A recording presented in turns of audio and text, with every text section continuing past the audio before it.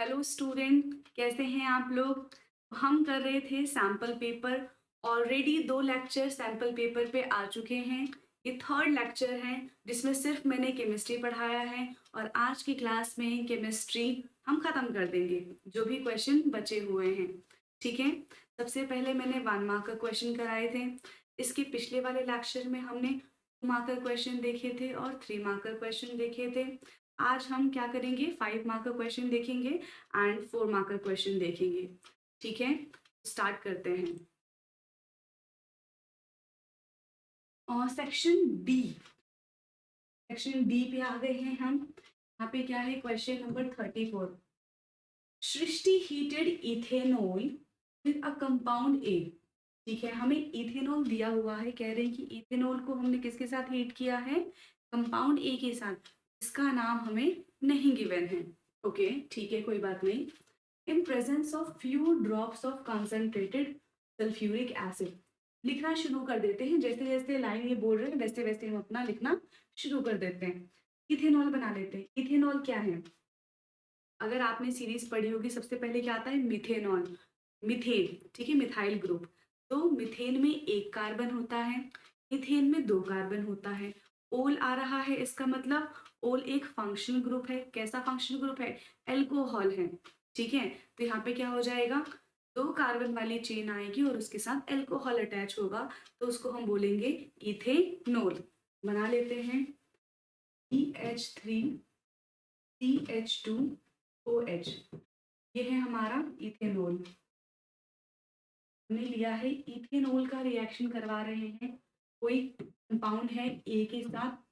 ठीक है, in few drops of concentrated sulphuric acid, यानी कि कंसंट्रेटेड हमने लिख लिया H2SO4।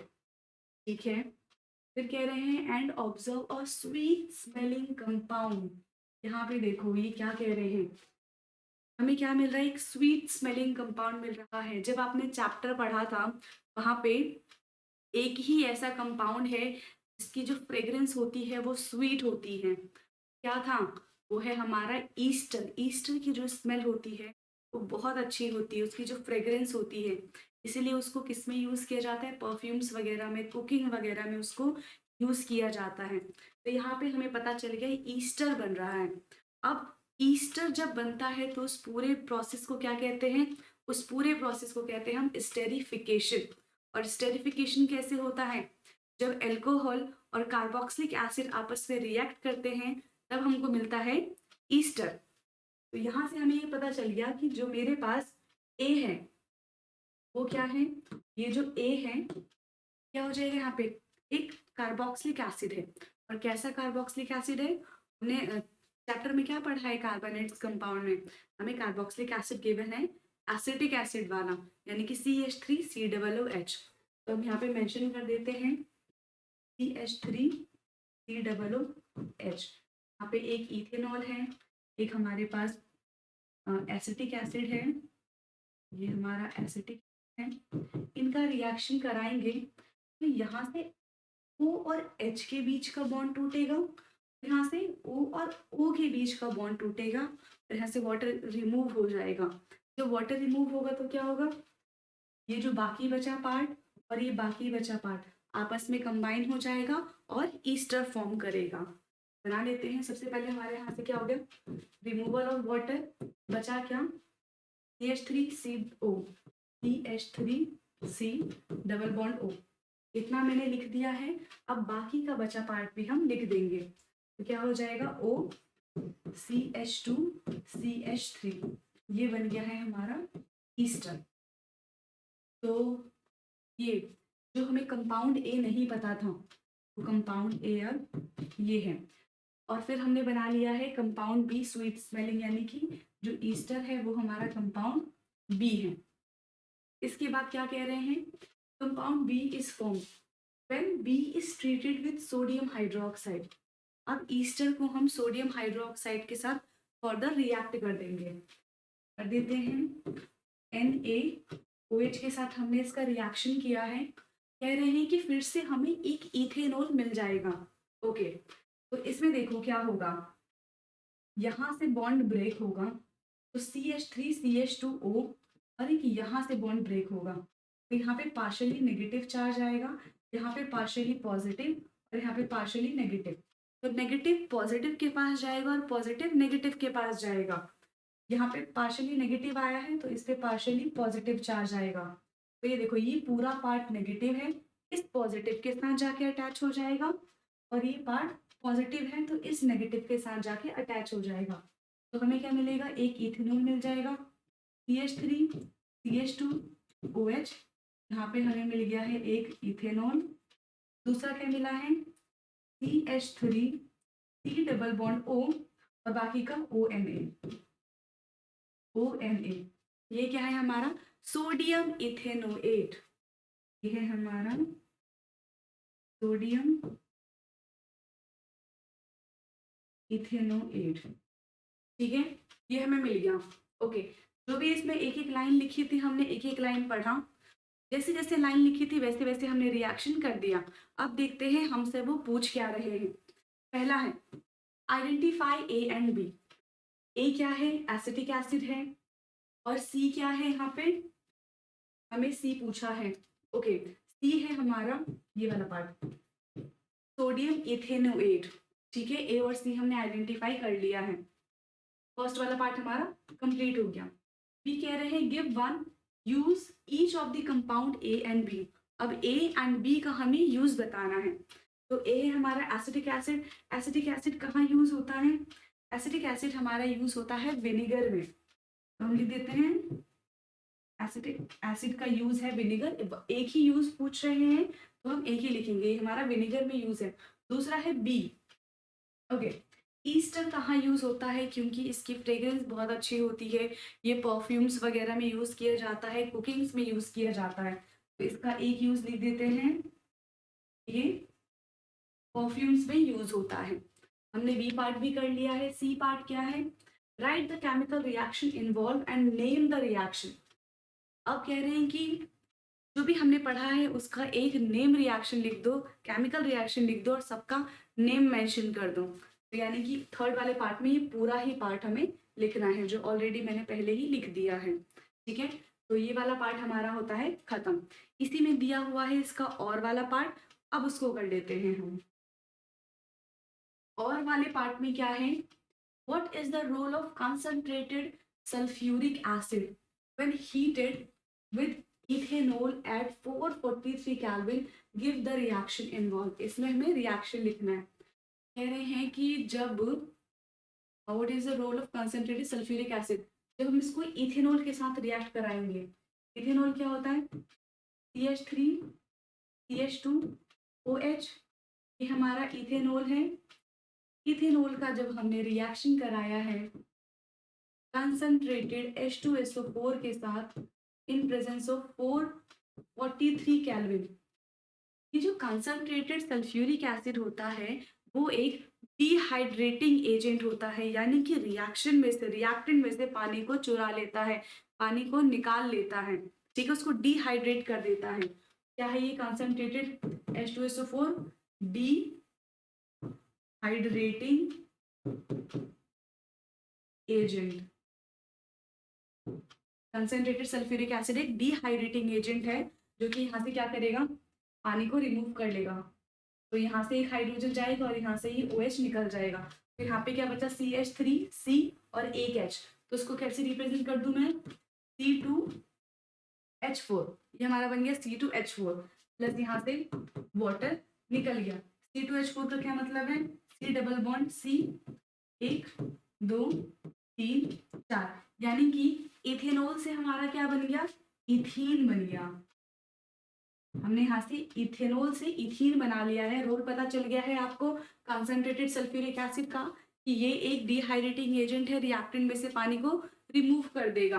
और दूसरा क्या था कि हमें केमिकल रिएक्शन लिखना है, जो कि हमने यहाँ पे लिख दिया है। सेकेंड है इसका B part, Rishu by mistake forgot the label of 2 test tubes containing ethanol and ethanoic acid. Okay, suggest an experiment to identify the substance correctly. Illustrate the reaction with the help of chemical equation. Okay, इसको करते हैं, एक minute देख लेते हैं कैसे, नहीं इधर ही कर लेते हैं।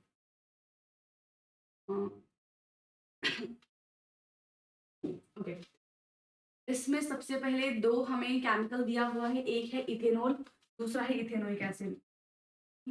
CH3 CH2 OH और ये बात है इथेनोइक एसिड यानी कि CH3 COOH।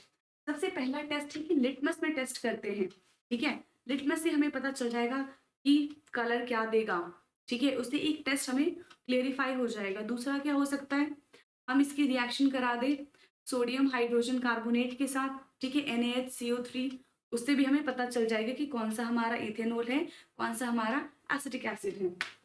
इसमें क्या होता है कि अगर मैं लिटमस की बात करूं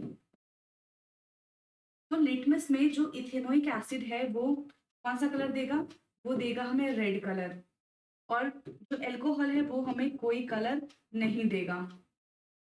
तो इससे हम आइडेंटिफाई कर पाएंगे लिटमस पेपर से अगर रेड कलर आता है तो इथेनोइक एसिड होगा, अगर कलर नहीं आता है तो वो हमारा इथेनॉल होगा। पहला टेस्ट। दूसरा टेस्ट क्या बताया, ये फर्स्ट टेस्ट है। दूसरा टेस्ट है सोडियम हाइड्रोजन कार्बोनेट यानी कि NaHCO3। जब मैं इथेनोइक एसिड का रिएक्शन CH3, ठीक है, जब मैं इसका रिएक्शन एसिटिक एसिड का रिएक्शन कराऊंगी NaHCO3 के साथ, एसिटिक एसिड है, एसिटिक एसिड का रिएक्शन कराऊंगी NaHCO3 के साथ, तब मुझे क्या मिलेगा, तब मुझे मिलेगा यहाँ से CH3 COONA plus sodium acetate मिलेगा मुझे यहाँ से, और मुझे मिलेगा यहाँ से वाटर और CO2। जो ये CO2 होता है ये ब्रिस्क एफावेंस देता है, यानी कि ब्रिस्क एफावेंस से एक गैस निकलती है। इस CO2 की प्रेजेंस से हमें ये पता चलता है कि जो भी हमने रिएक्टेंट लिया था वो क्या था, वो एक कार्बोक्सिलिक एसिड है, ठीक है, और यहाँ पे क्या है कार्बोक्सिलिक एसिड में एसिटिक एसिड। लेकिन वही अगर मैं इसकी रिएक्शन सोडियम हाइड्रोजन कार्बोनेट का रिएक्शन में अल्कोहल के साथ कराऊंगी, यानी कि C2H5OH के साथ इसकी रिएक्शन कराऊंगी NaHCO3 की, तो ये कोई रिएक्शन नहीं देगा। तो यहाँ से भी हमें कंफर्म हो जाएगा कि कौन सा हमारे पास कार्बोक्सिलिक एसिड है और कहाँ पे हमारे पास अल्कोहल है, ठीक है। तो ये भी क्वेश्चन हमारा हो गया है। नेक्स्ट क्वेश्चन की तरफ चलते हैं। नेक्स्ट ओके, ये सेक्शन ई का क्वेश्चन है, लास्ट सेक्शन है, लास्ट क्वेश्चन है, इसके दो पार्ट हैं। Okay 37, two students decided to investigate the effect of water and air on iron object under identical experiment. Conditions क्या है, they measure the mass of each object before placing it partially immersed in 10 ml of water. After few days the object were removed dry and their mass were measured. ठीक है, हमने read कर लिया है। ये बात थोड़ा छोटा है अब।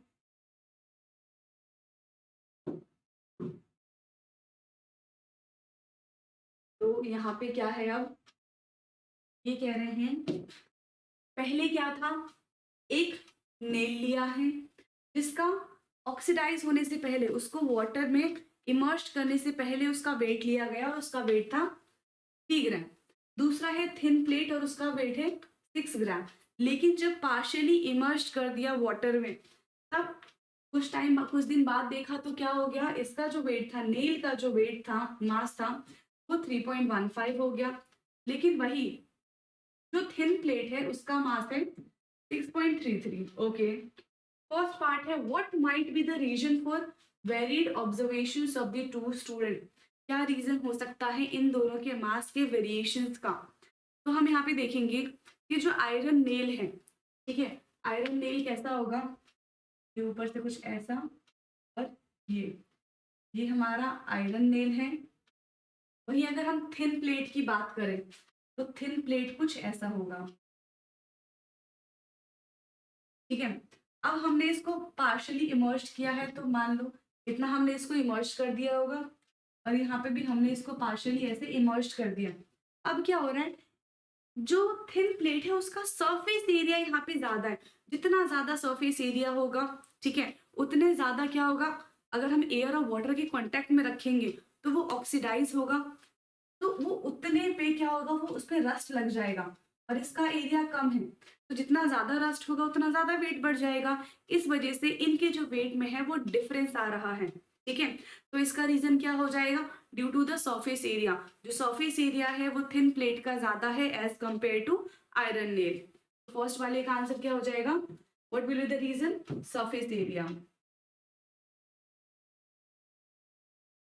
Surface area of thin plate is more than nail। तो ये एक रीजन हो सकता है उनके मास के वेरिएशन का। सेकेंड है, in another setup the student coated iron nail with the zinc metal। Okay, iron nail को किससे कोट कर दिया, जिंक मेटल से कोट कर दिया।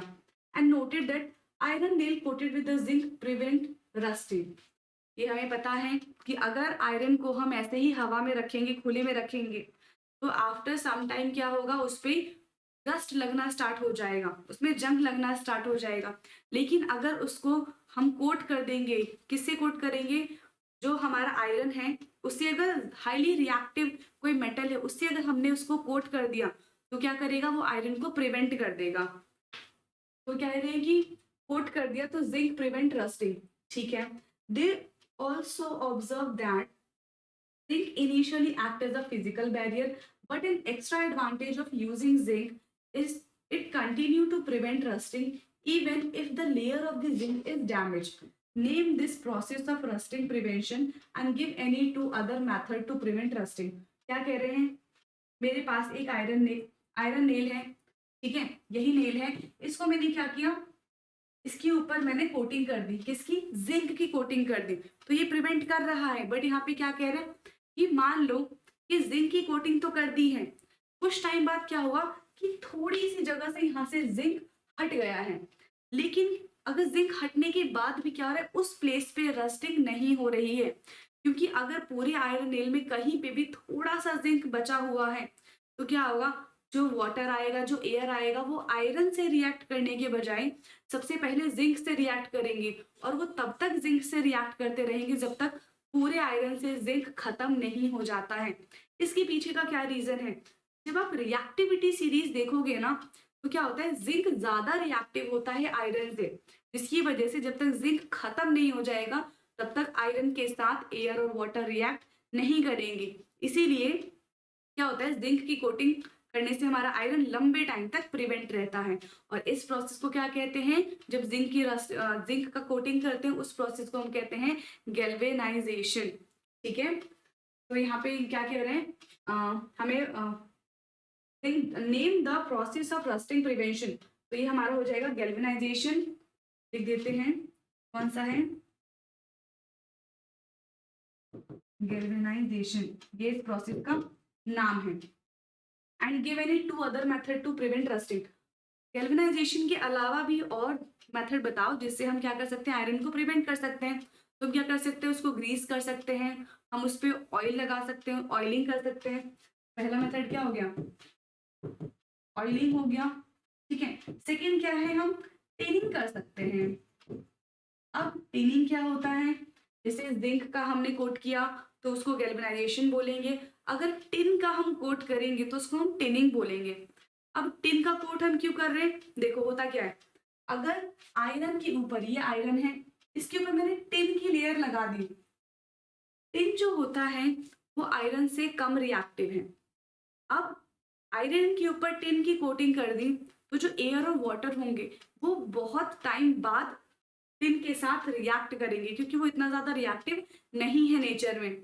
बट इसका एक लॉस क्या है, अगर कहीं से भी टिन यहाँ से निकल गया तो आयरन को क्या कर सकते हैं, वो रस्ट कर सकते हैं, कि फिर वो अब टिन के साथ रिएक्ट नहीं करेंगे। जैसे हमारा जिंक वाला प्रोसेस था कि जब तक जिंक खत्म नहीं हो जाएगा तब तक आयरन को कोई हार्म नहीं कर सकता, बट यहाँ पे प्रोसेस उल्टा है, जब तक टिन रहेगा तब तक आयरन हार्म नहीं होगा। लेकिन अगर कहीं से भी थोड़ा सा भी टिन हट गया तो फिर पूरे टिन का कोई मतलब नहीं रहेगा। कहीं भी टिन हो उससे कोई फर्क नहीं पड़ता, एक जगह से अगर हट गया तो हमारा आयरन खराब हो जाएगा। ठीक है, तो एक दूसरा प्रोसेस हो गया। यहाँ पे हमारा क्वेश्चन खत्म हो गया। नेक्स्ट क्वेश्चन की तरफ चलते हैं जो इसी का पार्ट है। In which of the following applications of the iron rusting will occur, support your answer with the valid reason. सबसे पहला, iron bucket electroplated with zinc. ठीक है, ये बकेट है, इसके ऊपर क्या कर दिया हमने, जिंक की कोटिंग कर दी, तो क्या रस्ट लगेगा? बिल्कुल नहीं लगेगा। अभी थोड़ी देर पहले ही हमने डिस्कस किया, जिंक क्या है, बहुत ज्यादा हाईली रिएक्टिव है।